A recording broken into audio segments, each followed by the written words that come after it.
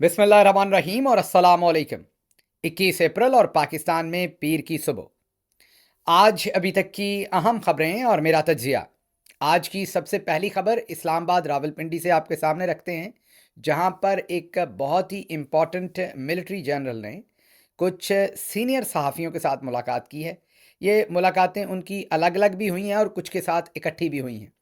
ये सभी जर्नलिस्टों के साथ नहीं हुई, कुछ चीदा-चीदा सहाफ़ियों के साथ मुलाकातें हुई हैं और ये जो मुलाकातें हैं, इसमें सिर्फ़ टाउट सहाफ़ी नहीं थे, बल्कि ऐसे सहाफ़ी भी शामिल थे, जो कदरे इंडिपेंडेंट समझे जाते हैं या कदरे वो मोतबर समझे जाते हैं, वो भी कुछ इन मुलाकातों में शामिल थे।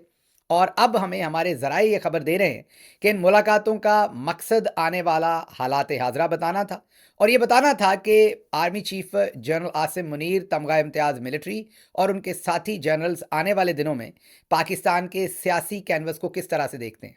तो इन मुलाकातों के अंदर ये कन्वे किया गया कि अमेरिका में डायस्पोरा हम तकसीम कर चुके हैं। ये उनका पॉइंट ऑफ व्यू है जो जनरल साहबान ने बताया।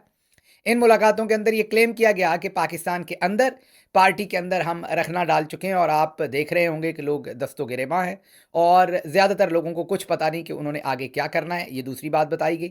तीसरी बात ये बताई गई कि आपने ये भी देख लिया होगा कि सोशल मीडिया और जो कन्वेंशनल लीडरशिप है इमरान खान साहब से अलावा, उनसे हट के, क्योंकि वो तो जेल में है, बाहर मौजूद जो कन्वेंशनल लीडरशिप और सोशल मीडिया है, उनमें भी ये जनरल साहब का दोबारा से एक उनका क्लेम था कि उनमें भी हमने डिफरेंस डाल दिया है। और तीसरा उसमें क्लेम ये था कि जो इंटरनेशनल इस्टेब्लिशमेंट है या सदर ट्रंप की हुकूमत है, वहाँ भी हमने मामलात जो है वो मैनेज कर लिए हैं।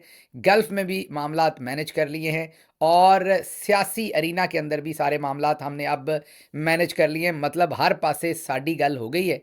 सो अब हमने तुन के रखो वाली पॉलिसी को जारी रखना है, ये जनरल साहब ने क्लेम किया और ये बताया कि ना सिर्फ जारी रखना है, बल्कि आप देखेंगे कि आने वाले दिनों में हम मज़ीद सख्ती करेंगे और जो कोई भी इमरान खान के साथ खड़े होने की कोशिश करेगा या उसका बयानिया देने की कोशिश करेगा, हम उसके ऊपर ज़िंदगी तंग कर देंगे। ये अल्फाज नहीं थे ज़िंदगी तंग कर देंगे, लेकिन ये पैगाम दिया गया, उन जर्नलिस्टों को ये बताया गया और उनसे ये शेयर किया गया कि आप देखेंगे आने वाले दिनों में मामलात जो हैं वो काफ़ी ख़राब हो जाएंगे इमरान खान साहब के कैंप के लिए, या ऐसे लोग जो प्रो इमरान खान हैं या इमरान खान का जो नज़रिया है या इमरान खान की जो बातें हैं उनको लेकर चलते हैं। अच्छा, ये तो उन्होंने बताया या क्लेम किया, तो अब आप सबके ज़हनों में भी बहुत सारे ऐसे सवालात हैं कि क्या वाक़ई ऐसा हो रहा है? तो आप अगर कैनवस देखते हैं तो किसी हद तक आपको ऐसा ही होता नज़र आ रहा होगा, पाकिस्तान के अंदर, पाकिस्तान के बाहर। लेकिन मैं आपको पूरे यकीन से, मेरे पास इसका जवाब नहीं है, लेकिन पूरे एतमाद से आपको बता सकता हूँ कि तस्वीर बिल्कुल ऐसी नहीं है जैसी जनरल साहब ने पेंट की। तस्वीर थोड़ी-सी मुख्तलिफ है और उसमें जो इख्तलाफ है तस्वीर में, उसमें कुछ चीज़ें ऐसी हैं जो अभी वक़्त नहीं है। और फिर अब आप में से कई लोगों ने कहना है वक़्त कब आएगा? आपने बात बतानी है तो पूरी बताएँ। अभी उस बात का नुकसान होगा, अभी वक़्त नहीं है, कोशिश हो रही है, नतीजा अल्लाह के पास होता है। कोई कोशिश करके ये नहीं बता सकता कि उसका नतीजा ये आएगा।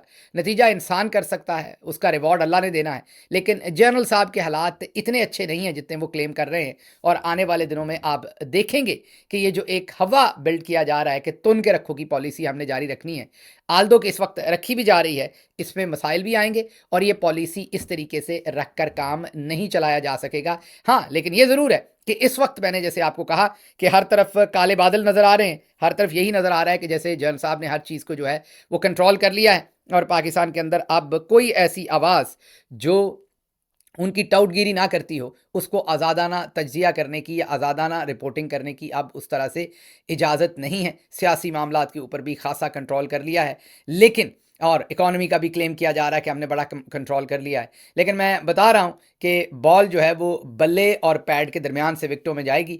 कब जाएगी? थोड़ा वक्त लग सकता है, ज़्यादा या थोड़ा, लेकिन जाएगी। जल्दबाजी इमरान खान नहीं कर रहे, वो डट के खड़े हैं। आपको भी फ्रस्ट्रेट नहीं होना, इसमें एक ही चीज़ में आपकी हार है।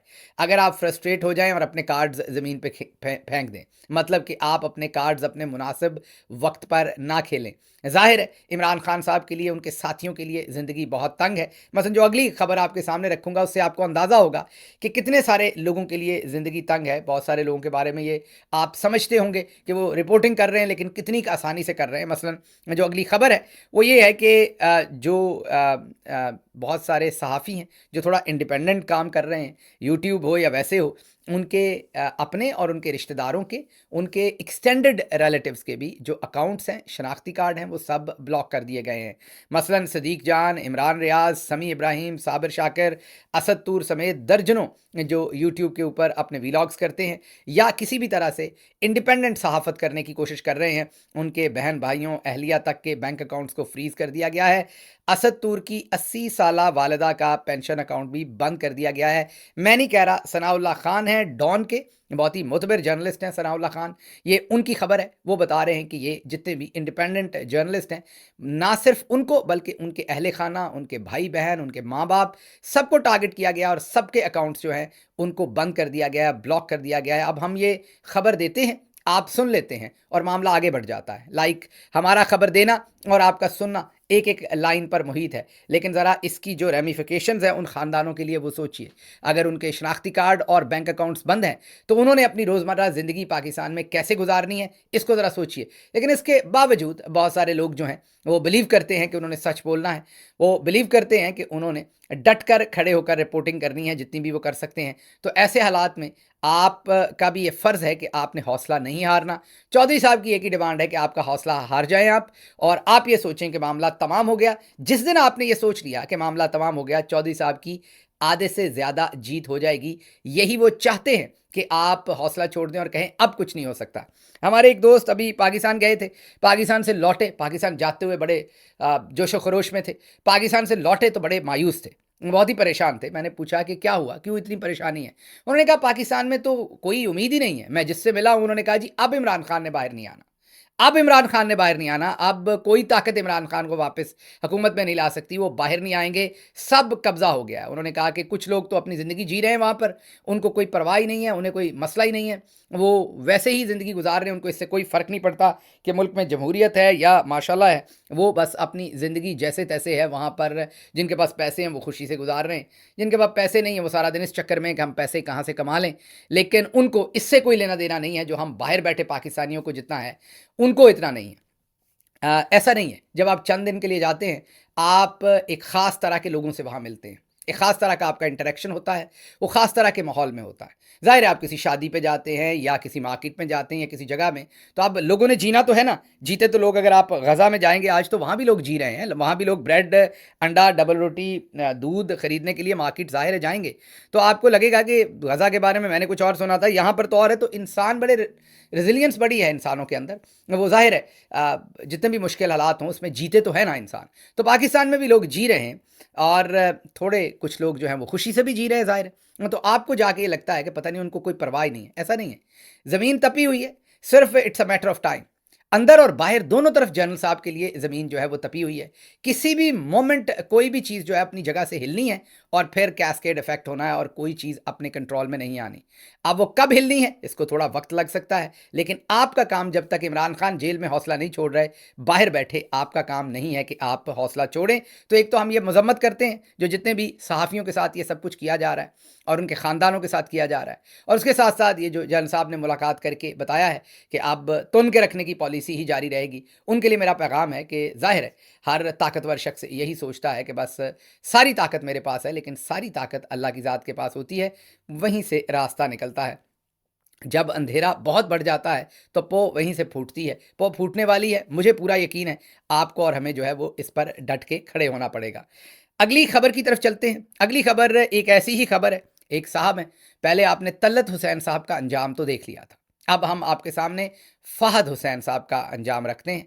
ये भी चोटी के अपने आप को जर्नलिस्ट कहते थे और इनका जर्नलिज्म चल भी ठीक रहा था।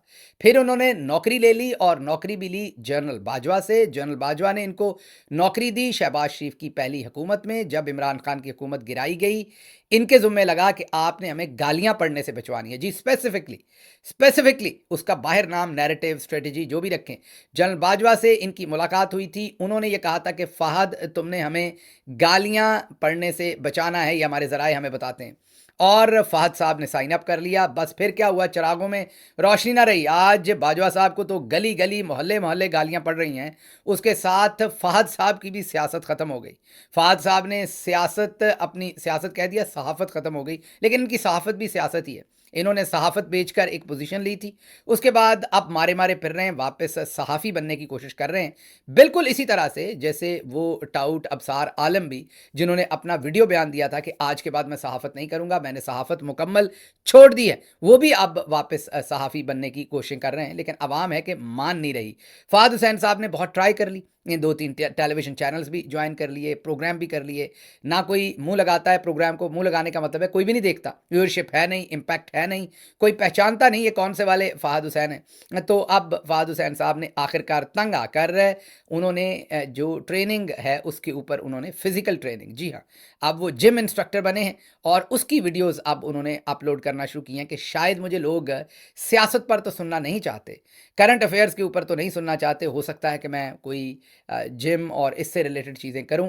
तो वैसे अगर कथक डांस वगैरह के ऊपर भी फहद हुसैन साहब थोड़ी सी को वीडियोस कर लें तो हो सकता है उसमें भी लोगों का इंटरेस्ट आ जाए। लेकिन इस पर अदील राजा साहब ने एक ट्वीट किया, उन्होंने कहा कि ये जनाब फहद हुसैन साहब हैं, शहबाज दौर में इनकी मुलाजमत की, जनरल बाजवा के सामने हाथ बांधे खड़े रहते थे, सहाफ़ियों को काबू करने के तरीके बताया करते थे, बुग़्ज़ इमरान खान में सहाफ़त बर्बाद हो गई, अब फिट रहने के तरीके बताया करेंगे, बड़े बड़ों की सहाफ़त ये रजीम खा गई और हमें दे गई मुन्ना और कंपनी। ये अदील राजा साहब ने ट्वीट किया है। मुन्ना और कंपनी आपको पता ही है, मुन्ने मुनीब की तरफ वो इशारा कर रहे होंगे। तो ये कुछ सहाफ़ी बड़े बड़े जो बुर्ज थे, जिनकी लोग बड़ा एहतराम करते थे, जिनका उनके नकाब उतरे, जिनमें एक तलत हुसैन है, एक फहद हुसैन है और भी बहुत सारे जवान हैं जिन्होंने इसके अंदर, मैं यही कहूँगा कि अपनी सारी जो भी दुकानदारी बनाई हुई थी वो बर्बाद हो गई। अब चलते हैं जी अगली खबर की तरफ। अगली खबर बहुत ही इंटरेस्टिंग है, खैबर पख्तूनख्वा से है। वहाँ पर मुशीर दाखिला परवेज़ खट्टक साहब ने एक ऐसी तकरीर की है जिस पर आप कम अज़ कम यकीन नहीं करेंगे। मैं तकरीर बता देता हूँ, लेकिन आपको यकीन नहीं होगा कि कोई भी सियासी आदमी, और वो भी इतना सीनियर सियासी आदमी, ऐसी तकरीर कर सकता है। अब ज़रा तकरीर सुनिएगा, उन्होंने पश्तो में तकरीर की है, उसका जो तर्जमा है जो मीडिया के ऊपर मौजूद है वो आपके सामने रखते हैं। जब इलेक्शन का वक्त आए और मुझे आप लोग कामयाब करेंगे तो आपके काम करूंगा। उन्होंने कहा अभी तो मुझे आपने वोट ही नहीं दिया तो मैं आपके काम क्यों करूं। जब इलेक्शन का वक्त आएगा और मुझे आप लोग कामयाब करेंगे तो मैं आपके काम करूंगा। अब तो मैं इलेक्शन जीते बगैर ही आया हूं, मुझसे लोगों की उम्मीदें खत्म हो गई और मेरी आप लोगों से उम्मीदें खत्म हो गई हैं। उन्होंने कहा आपकी भी मुझसे खत्म हो गई और मेरी भी आपसे खत्म हो गई क्योंकि आपने मुझे वोट नहीं दिया। जो मेरे यार दोस्त हैं सिर्फ उनके काम करूंगा। शाबाश खटक साहब, बाकी आप लोग जाने और इलाके के काम जाने।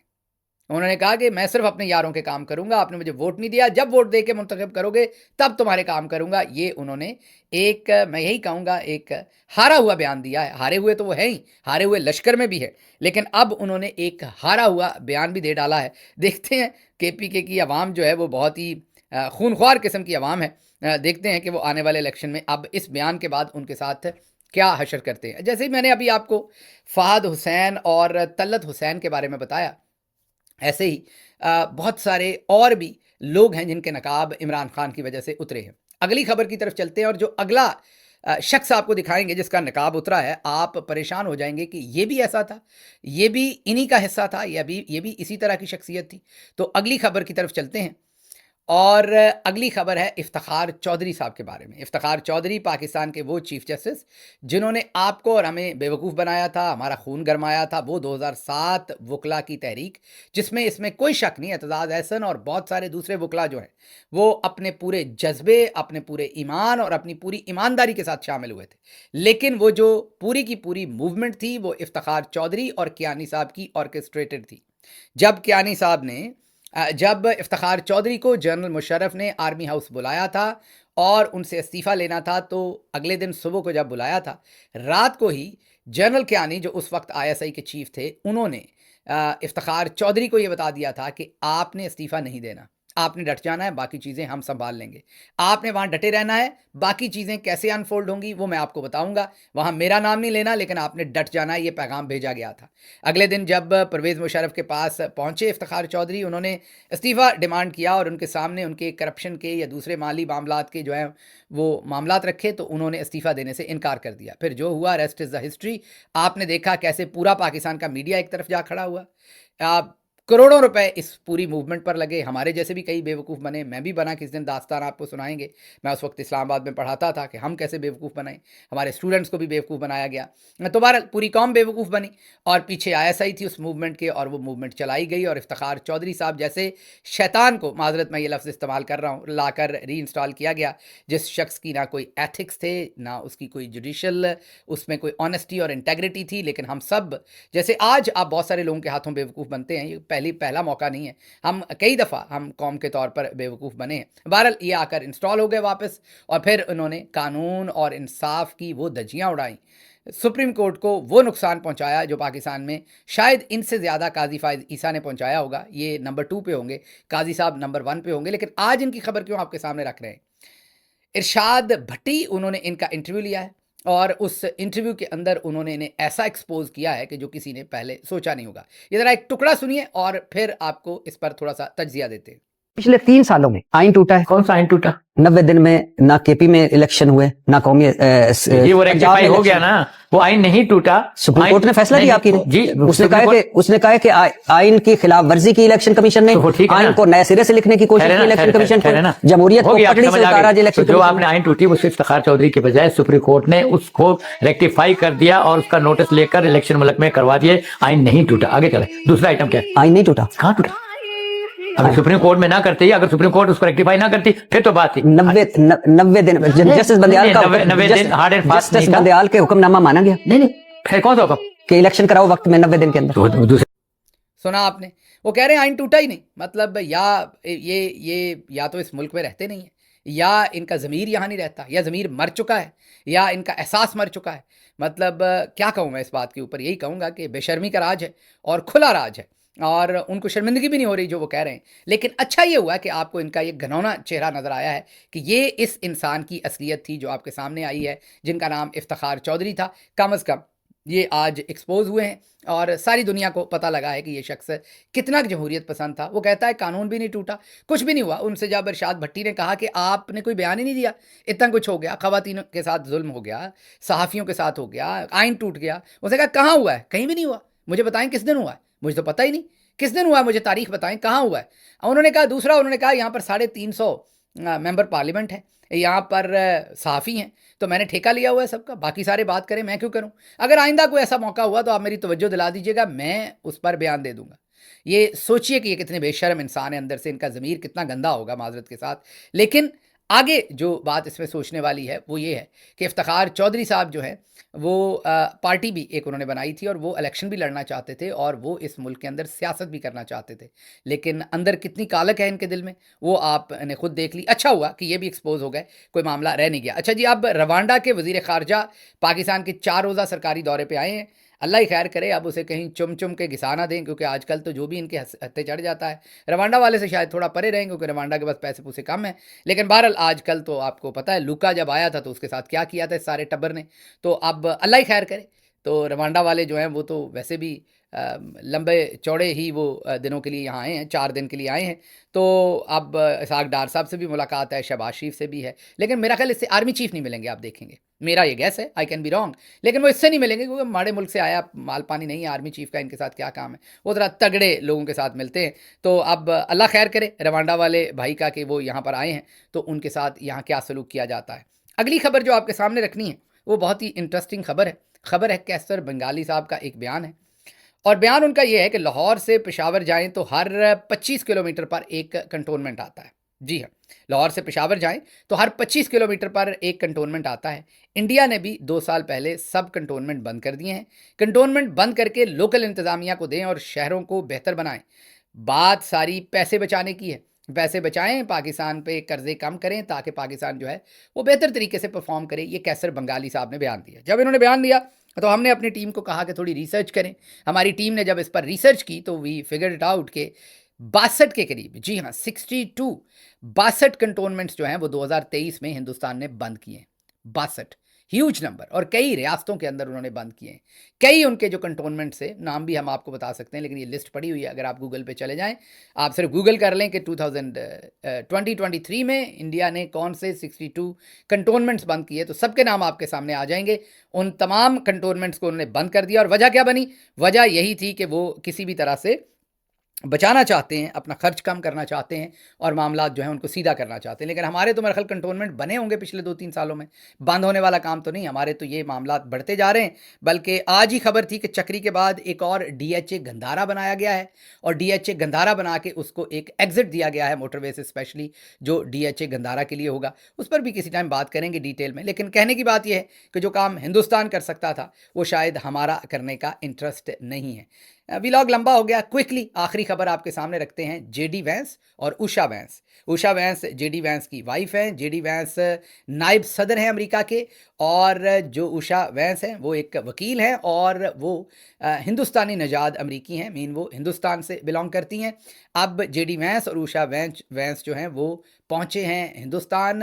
नई दिल्ली एयरपोर्ट के ऊपर उनका बड़ा पुरतपाक इस्तकबाल किया गया है, कल्चरल शो उनके लिए किया गया है। जब ये जोड़ा वहाँ पर पहुँचे वहाँ पर ये ट्रेड निगोशिएशंस करने के लिए हैं। हिंदुस्तान पर गालिबन 28% या 29% उनके ऊपर टैरिफ लगा है और उस टैरिफ को 90 दिन के लिए सदर ट्रंप ने फ़िलहाल उसको मुअत्तल किया था। अब उसके ऊपर निगोशिएशंस होंगी हिंदुस्तान के अंदर। ख़ासा हिंदुस्तान को जो है वो आप ये कह सकते हैं कि जेडी वैंस और उषा वैंस के वहाँ जाने पर जो वहाँ माहौल है, जिस तरह का उनका कनेक्शन है, केमिस्ट्री है, ख़ासा उनको एडवांटेज हासिल है हिंदुस्तान को compare to what is happening with China. और जो मामला उधर चल रहे हैं, चाइना और अमेरिका के ज़बरदस्त सींग फंसे हुए हैं जिससे पूरी दुनिया की इकॉनमी जो है वो झटके ले रही है। देखते हैं आने वाले दिनों में क्या होता है, मोदी इसे कैसे नेगोशिएट करते हैं और मामलात आगे कैसे बढ़ते हैं, ये आपके सामने रखेंगे। मुझे यहाँ से इजाज़त दीजिए। अल्लाह आपका हामी और नासिर हो। पाकिस्तान जिंदाबाद।